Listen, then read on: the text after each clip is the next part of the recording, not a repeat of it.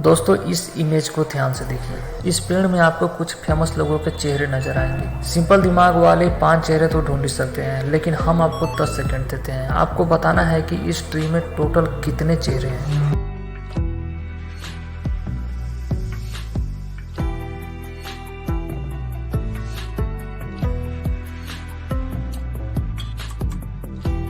अगर आपको 10 चेहरे नजर आए हैं तो इसका मतलब है कि आपका दिमाग फास्ट काम करता है और आप किसी चीज़ को जल्दी पहचान सकते हैं। अगर आप इनमें से किसी को पहचानते हैं तो हमें कमेंट करके जरूर बताइए, और अगर वीडियो अच्छी लगी है तो लाइक ज़रूर कीजिएगा।